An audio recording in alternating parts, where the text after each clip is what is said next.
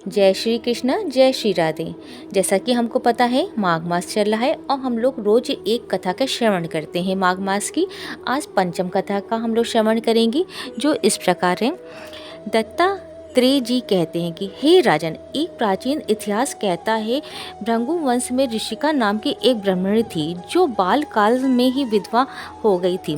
वैसे रेवा नदी के किनारे विंध्याचल पर्वत के नीचे तपस्या करने लगी। वे जितेंद्रिय, सद्वक्ता, सुशील, दानशीलता तथा तप करके देह को सुखाने वाली थी।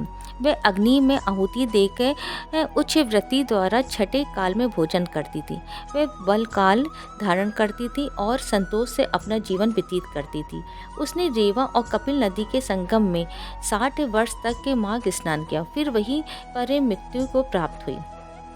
माघ स्नान के फल से वह दिव्य 4000 वर्ष तक विष्णु लोक में वास करके सुंदर और उपसुंदर दैत्यों का नाश करने के लिए ब्रह्मा द्वारा तिलोत्तमा नाम की अप्सरा के रूप में ब्रह्मलोक में उत्पन्न हुई।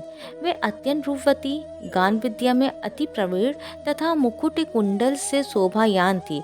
उसका रूप यौवन सौंदर्य देख के ब्रह्मा भी चकित हो गए। वे तिलोत्तमा रेवा नदी के पवित्र जल में स्नान करके वन में बैठी थी। तब सुंद व उपसुंद के सैनिकों ने चंद्रमा के समान उस रूपवती को देखकर अपने राजा सुंद और उपसुंद से उसके रूप की शोभा का वर्णन किया। कहने लगी कि कामदेव को लज्जित करने वाली ऐसी परम सुंदरी स्त्री हमने कभी नहीं देखी, आप भी चल के देखें। तब वे दोनों मदिरा के पाते रख कर वहाँ पर आए जहाँ पे वे सुंदरी बैठी हुई थी और मदिरा के पान विहाल होके काम कीड़ा से पीड़ित हुए और दोनों ही आपस में उस स्त्री रत्न को प्राप्त करने के लिए विवादग्रस्त हुए और फिर आपस में युद्ध करते हुए वहीं पर समाप्त हो गए।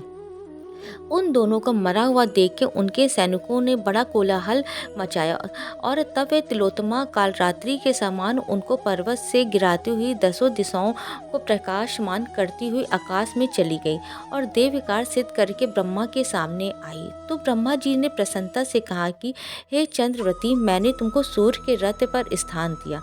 जब तक आकाश में सूर्य स्थित है नाना प्रकार के भोगों को भोगो।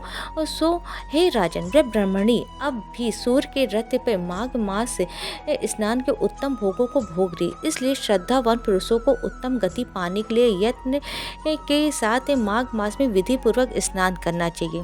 इस प्रकार आज की कथा का समाप्त होती है। कल हम लोग नई कथा सुनेंगे। राधे राधे। अगर आपको मेरी कथा पसंद आए तो वीडियो को ज़्यादा से ज़्यादा शेयर कीजिएगा, लाइक कीजिएगा और चैनल को सब्सक्राइब कीजिएगा।